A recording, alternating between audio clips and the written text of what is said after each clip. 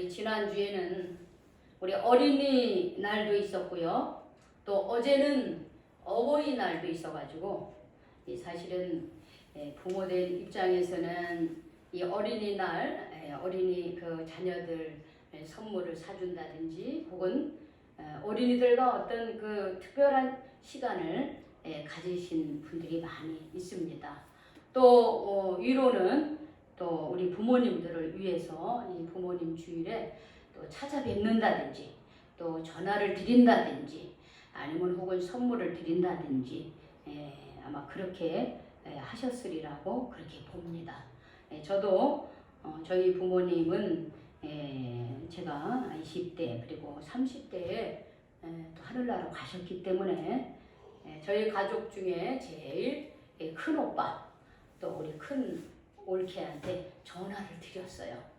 그때 지금 많이 바쁘신지 전화를 길게는 하지 못하셨지만 제가 부모님 대신으로 생각을 하고 우리 큰 오빠와 큰 올케에게 감사하고 또 건강하시라고 행복하게 오래오래 사시라고 또 일을 하지만 너무 오래 하지 말라고 너무 힘들지 않게 하시라고 이렇게 안부 전화를 드렸습니다.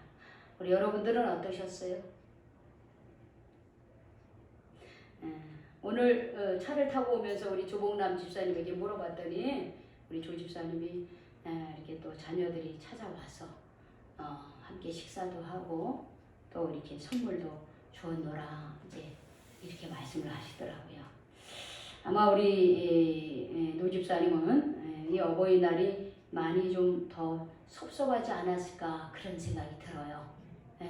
늘 찾아오던 우리 따님이 그쵸? 이렇게 오지 않으시고 그래서 더 아마 이 어버이날에 늘 찾아왔던 그 따님이 더 생각나서 오히려 더 마음이 아픈 그런 날이 되지 않았을까 그렇게 생각합니다. 그런데 우리 따님이 마음으로 찾아오셨으리라고 저는 믿습니다. 그랬나 마음으로 어머니를 찾아오셨어요. 우리 학생들은 어떻게 하셨어요? 어제 어버이날인데 어디 그냥 지나갔어요? 네. 너무 자신 있게 네 그러네. 좀 챙기세요 여러분들 이제 20대니까 그래도 한마디 말이라도 아버지 감사합니다. 우리 동현이는 그 전날 했던 것 같아, 그렇지? 엄마한테 그래. 근데 그걸 자꾸 연습해야 되는 거예요. 처음부터 잘하는 거 아니에요. 그냥 처음부터 이렇게 자꾸 연습을 해야 돼요. 부모님 앞에 사랑한다, 감사한다 이런 것들이 저절로 생기는 게 아니고요. 자꾸 연습을 하셔야 됩니다.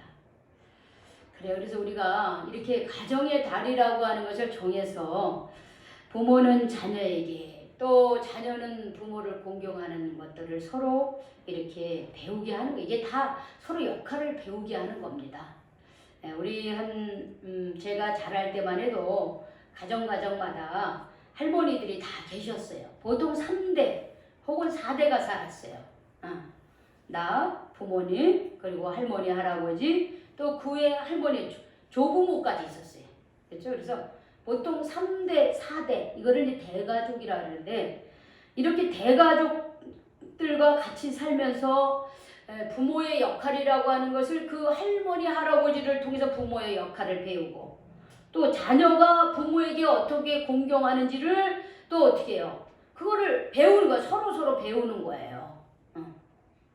그래서 이게 부모 역할과 자녀 역할을 자연스럽게 3, 4대가 같이 살면서 부모를 공경하는 것과 자녀를 양육하는 것을 한꺼번에 배웠습니다. 그런데 우리가 이제 그 산업 사회가 되면서 지금 같은 이 정보 사회에서는 핵가족이 됐어요. 자녀하고 부모만 사는 거예요. 그러면 할머니, 할아버지는 어떻게 따로 삽니다. 그러니까 우리 동현이네 같은 경우는 3대가 살지만 이 3대가 사는 가정이 흔치 않아요. 요즘에는. 할머니, 할아버지하고 같이 산다면 야, 니네 집에 할머니, 할아버지 있어? 아주 놀라는 거예요. 보통은 부모하고 자식만 삽니다. 그러다 보니까 어떤 문제가 생겼냐면 내가 부모로서 어떻게 자녀를 가르쳐야 되는지 잘 몰라요.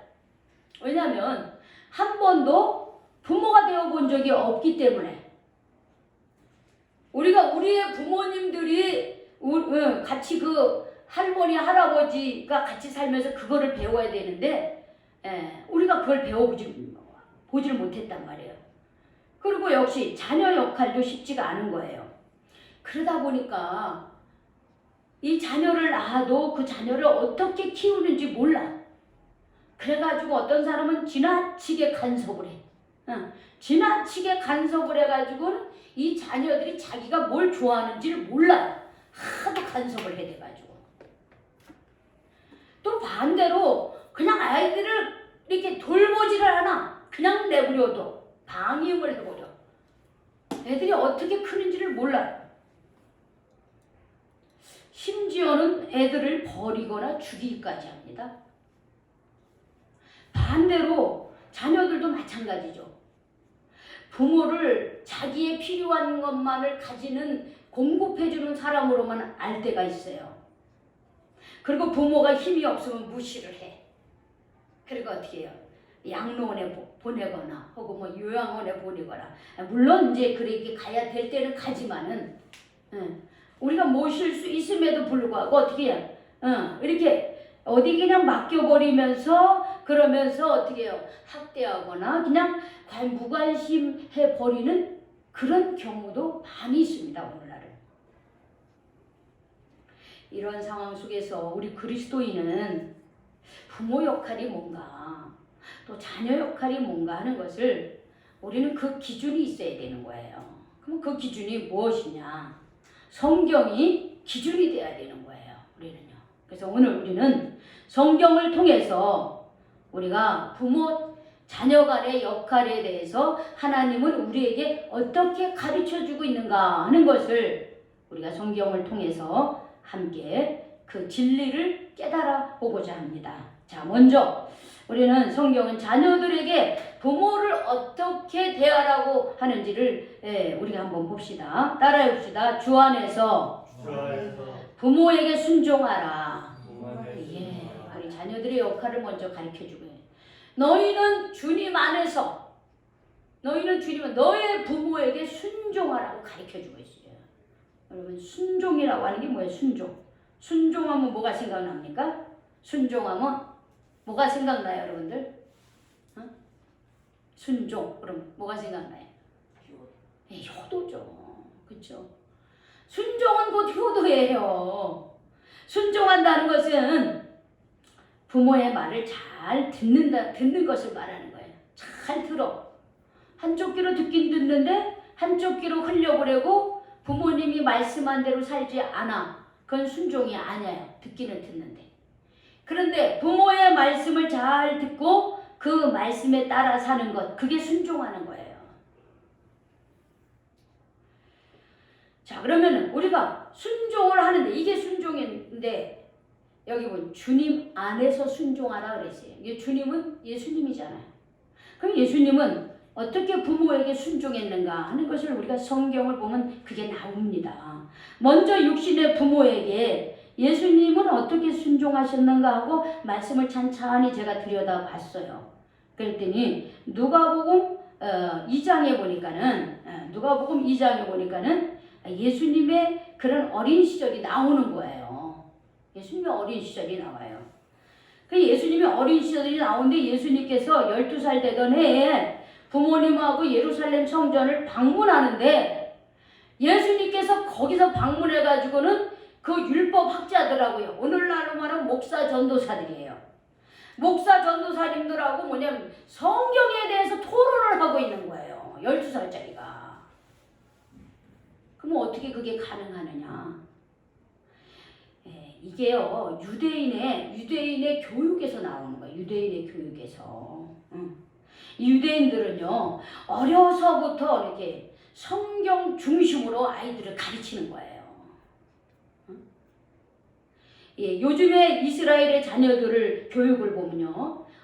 이 이스라엘의 자녀들은 어디서부터 시작되냐면 아기가 응애하고 태어나기 전부터 엄마의 뱃속에서부터 모태로부터 교육을 시작을 한다는 거야. 그러니까 임신했을 때부터 이게 우리가 아이를 싸는 거를 뭐라 아기가 태어나면 어디에다 쌉니까? 강보라고 그러죠. 강보. 아기 보자예요. 아기 포대기에 말하자면. 그런데 이 이스라엘 사람들은 아이가 뱃속에 임신했을 때 아기가 태어났을 때 싸는 그 강보에다가 말씀을 새긴다는 거예요. 하나님의 말씀을. 그 말씀은 뭐냐면 아기가 응애하고 태어날 때 일주일 혹은 몇 주간 읽어야 할 말씀인 거예요. 우리는 아기가 태어나고 아기가 먹을 거 입을 거 이런 것만 준비하잖아. 그런데 이스라엘 백성들은요. 아기가 막 태어나면 물론 먹을 거 입을 거도 준비하는데 뭐냐면 일주일 혹은 몇 주간 아기에게 들려주는 말씀이 있는 거예요. 그 말씀을 아기 보자기 강보에다 쌓아가지고서는 쌓는 거예요. 그럼 왜 그러냐? 이 의미는 하나님의 말씀을 아이에게 가르친다는 거예요. 뱃속에 있는 아이에게 그걸 읽어주는 거예요. 천에다 그거를 적어가지고. 그리고 10달을 꽉 채워가지고 아기가 응애하고 태어나면요. 엄마가 이 아이에게 1년에 적어도 2-3번 정도 모세오경을 암송해 준다는 거예요. 우리 모세오경이 뭐예요? 창세기, 출애굽기, 레위기, 민수기, 신명기잖아요. 우리가 지금 이 모세오경을 가지고 우리가 구약의 이 모세오경부터 해서 쭉 하나님 말씀 수요일마다 배우잖아요. 이 모세오경을요. 이 어린 아이에게 두 번 혹은 3번 정도 이거를 엄마가 암송해 주는 거예요. 이거를요. 그리고 13세 전후로 해서 이 탈무드 교육을 하죠. 즉 모세오경에 대해서 배우기 시작하는 거예요. 듣고 암송한 이 말씀을 가지고 13세쯤 돼서는 이 모세오경에 대해서 배우게 되는 거예요. 질문하고 대답하고 부모에게 또 율법교사에게 여기에 나와 있는 이 모세오경에 대해서 질문하고 토론을 하는 거예요. 그래서 지금도 이스라엘 교육은요. 뭐부터 하냐면 오전에는 이 모세오경을 중심으로 해 탈무드 공부를 하고 그리고 오후에는 수학, 과학, 영어 이런 거를 가르친다는 거예요. 우리는 어떻게 태어나면서부터 응애할 때부터 다 영어 가르치죠. 영어가 무슨 아주 삶의 가장 기본이야. 기준이고. 물론 영어 잘해. 그 다음에 국영수 가르치더라고요. 우리 책친구 사업 하는데요. 1학년에서 3학년 아이들 모으는데 만만치 않았어요. 애들이 전부 다 학원을 가는 거예요.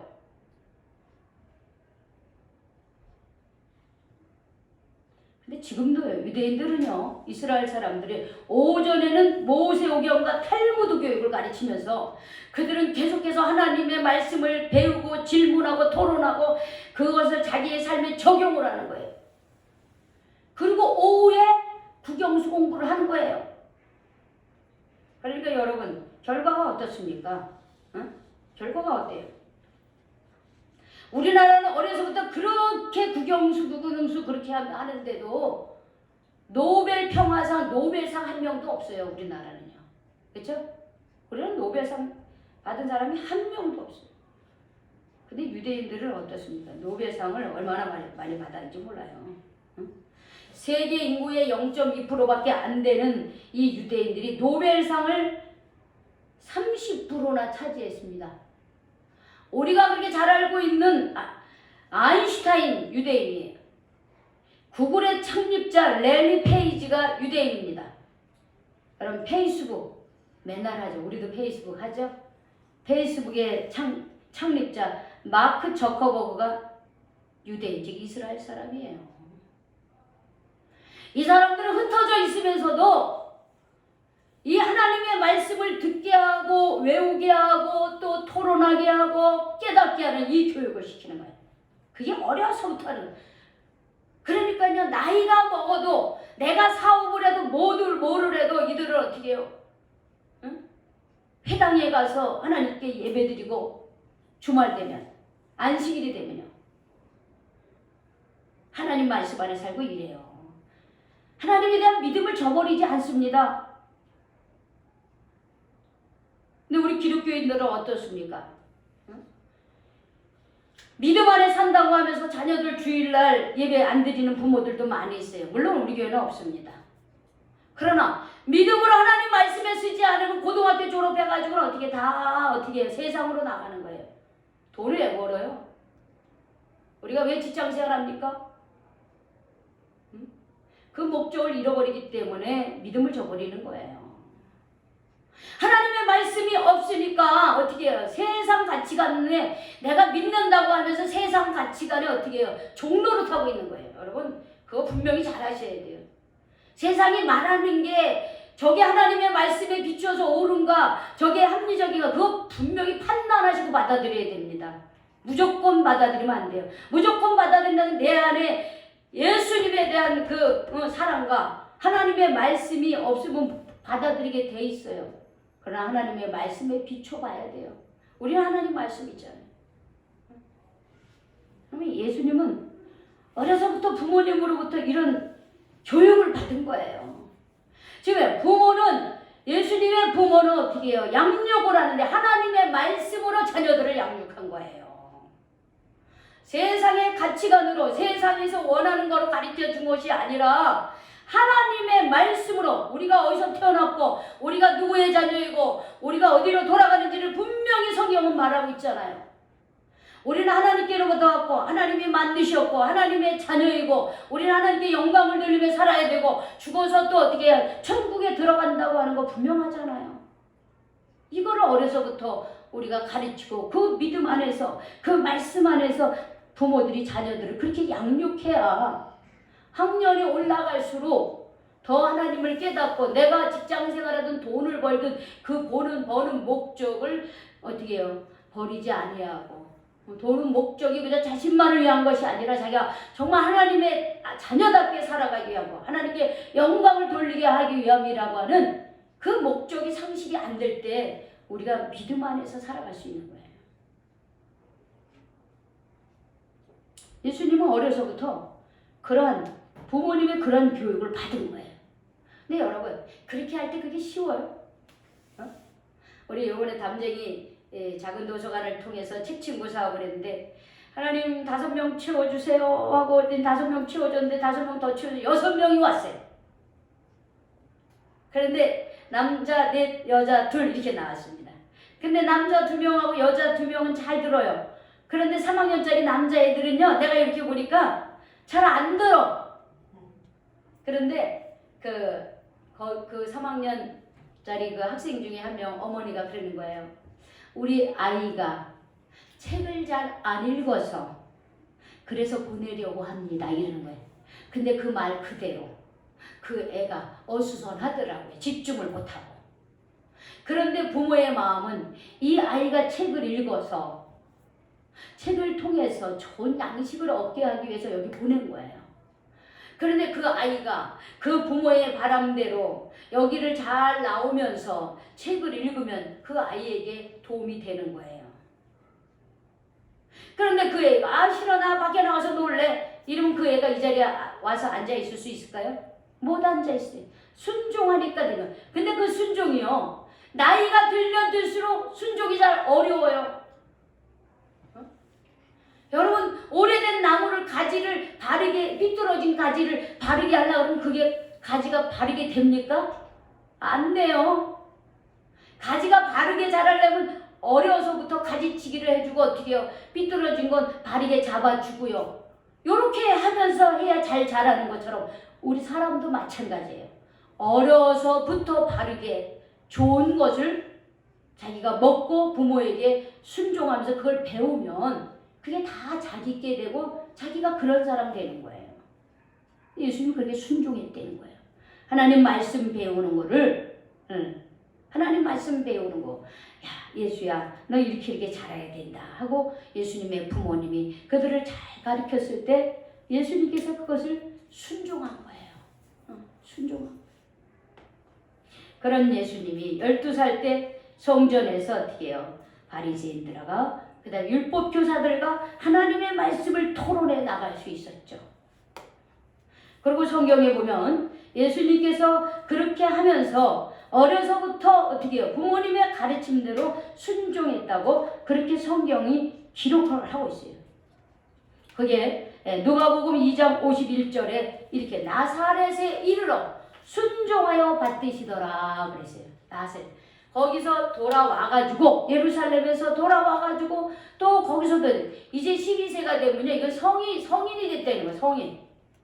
성인이 된 이후에도 어떻게 해요? 그 나사렛이라고 하는 그 원래 성장하던 그곳에 부모님과 와서 열심히 부모님을 받들어 섬기고 순종하며 살았어요.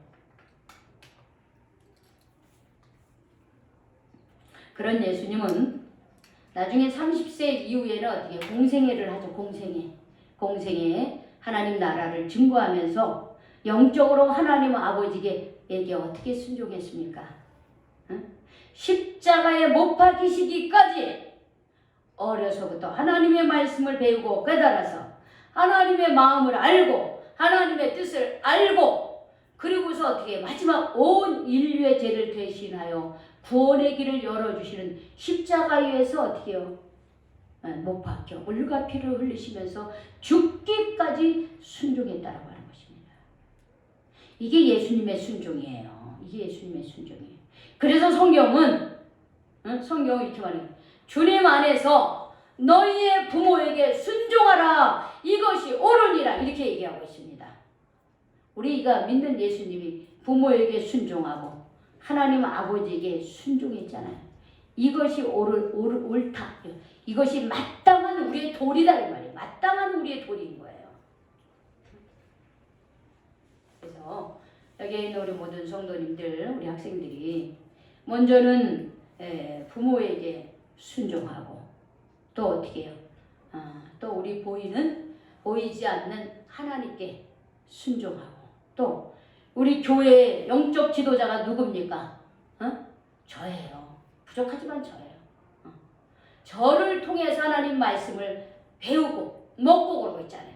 그러니까 목회자의 이끄심에 순종하는 사람이 돼야 되는 거예요. 그렇게 될 때 복 받는 거예요. 그 다음에 뭐라 그랬습니까? 주 안에서 너희의 부모에게 순종하라. 이것이 옳으니라. 그러면서 내 아버지 어머니를 공경하라. 이것은 약속이 있는 첫 계명이로서 내가 잘되고 땅에서 장수하리라 그랬어요. 부모에게 순종하면 나아가 아버지 어머니를 공경해야 되는 거예요. 공경한다고 하는 것은 뭐냐면 귀중하게 여기려는 거예요. 부모님을 소중하게 여기려는 거예요. 우리가 공경이란 값을 매길 때에 비중 있게 매기는 거예요. 여러분 다이아몬드 값은 어떻습니까? 비싸죠. 여러분 금반지도 비싸지만 금반지에 비하면 우리가 결혼 예물로서 가장 좋은 게 보석이 뭐예요? 다이아몬드잖아. 다이아몬드. 우리 결혼하는 우리 여성 신부들이 제일 받고 싶은 게 다이아몬드잖아요. 다이아몬드. 그만큼 내가 누군가에게 다이아몬드를 선물로 준다고 하는 것은 내가 그만큼 그 사람을 어떻게 한다는 거예요? 소중하게 여기고 귀중하게 여긴다는 거예요. 여러분 공경한다는 건 그런 의미예요. 다이아몬드처럼 우리의 부모님을 어떻게 하는 거예요? 아주 귀하게 귀하게 여기라는 거예요. 귀하게. 부모들을 소중히 여기고 우리의 삶의 우선순위에서 부모님을 항상 염두에 두려는 거예요. 왜 그러냐? 여러분 나이가 먹는다고 하는 것은 자꾸 약해지는 것을 말하고 있습니다. 여러분 자꾸 나이가 먹으면요 건강을 잃어요. 건강을. 지금 이제 20대들 아직 멀었어. 몰라. 그러나 이제 저도 요즘에 40대가 넘어가니까 건강이 예전 같지 않다는 것을 느껴요. 그런데 70대, 80대, 90대 된 어르신들은 얼마나 그게 더하겠어요. 그 다음 두 번째로 뭐가 약해지냐면 경제가 약해져요. 경제가. 왜 경제가 약해지냐면 나이가 들면 어떻게 일을 할 수 있습니까? 일을 못해. 직업을 잃어요. 그래서 경제가 약화되는 거예요. 여러분 사회생활이 약해지면 어떻게 해요? 이 관계가 적어져요. 우리가 자꾸 어떤 일을 하고 나만의 일을 하고 뭐 그래야지 사람들도 이 사람도 만나고 저 사람들 만나고 계속 사람 만나잖아요. 저도 예전에 고향 친구도 있고 초등학교도 친구도 있고 중고등학교 친구도 있고 대학 친구도 있고 계속 목회자가 돼서 계속 만나요. 근데 지금도 새로운 사람을 만납니다. 요즘에 예수님은 상담가입니다는 예상에서 또 새로운 분들을 자꾸 만나는 거예요. 계속 내가 배우고 뭔가를 할 때 관계가 계속 확대가 되는 거예요. 이번 주 이제 목요일 날 거기서 공부하시는 어떤 그 참목사님이라고 하는 분이 저희 교회 방문하기로 했어요. 관계가 자꾸 우리는 일을 하면 관계가 자꾸 넓어지는 거예요. 근데 우리가 기억해야 되는 것은 오래 사귄 사람을 소홀히 또 해서는 안 돼. 오랫동안 내가 알고 있는 사람도 소중하고 또 내가 새롭게 만나는 사람도 소중히 여겨야 되는 거예요. 새롭게 만나는 사람이 있다고 해서 오래 내가 관계된 사람을 이렇게 막 무시하거나 이렇게 하면 사람을 잃어요. 그거를 자기가 조절을 잘 할 줄 알아야 돼. 그래야지 좋은 관계를 계속 유지할 수가 있는 거예요. 그리고 또 뭐가 약화되냐면 이 마음이 약해져요. 여러분 건강이 약해지고 돈도 적어되고 관계도 약해지면요 이 마음도 어린애가 되는 거예요. 어린애 애기들 같아져요. 조그만 일에도 기뻐하고 조그만 일에도 섭섭해하고 이런 게 이제 어른들이 갖고 있는 그런 특징이라고 할 수 있어요. 그래서 우리 자녀들은 내 생각을 하지 말고 부모의 입장을 생각해서 어떻게 해야 되냐면 잘 우리가 이게 자꾸 전화도 잘 해드리고 또 이렇게 찾아가 보기도 하고 선물도 이렇게 드리기도 하고 용돈도 드리기도 하고 자꾸 이렇게 해야 돼요. 우리 성혁이하고 동현이는 이제 그런 역할을 해야 돼. 그런 역할을 해야 되는 거예요. 그래서 십계명 우리가 이 성경에 보면요 구약은 십계명이고 신약은 이계명이에요. 구약의 십계명은 첫째 계명에서 넷째 계명은 하나님을 어떻게 사랑하고 섬길 것이냐라고 하는 계명이에요. 그런데 5제부터 10가지 계명은 뭐야? 사람을 어떻게 사랑하고 섬기느냐 이게 계명인데 이 사람을 대할 때 사람을 사랑할 때의 가장 첫 번째가 뭐냐면 내 부모를 공경하라 이렇게 시작을 하고 있습니다. 이것을 성경은 신약 성경은 예수님께서 이렇게 간단하게 얘기했죠. 내 이웃을 내 뜻과 몸과 정성을 다하여 너희 하나님을 사랑하라. 그리고 두 번째는 또 똑같이 이와 같은 마음으로 내 이웃을 사랑하라 하면서 2계명을 주신 거예요. 요약해서 주신 거예요. 우리 기독교인들은 그 어느 종교보다도요 부모를 잘 공경해야 돼요. 공경해야 돼. 왜?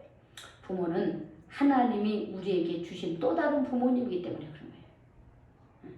그래서 보이는 부모님을 잘 순종하고 공경을 하잖아요. 그러면 하나님께서 복을 주시는 거예요. 그 복이 뭐냐?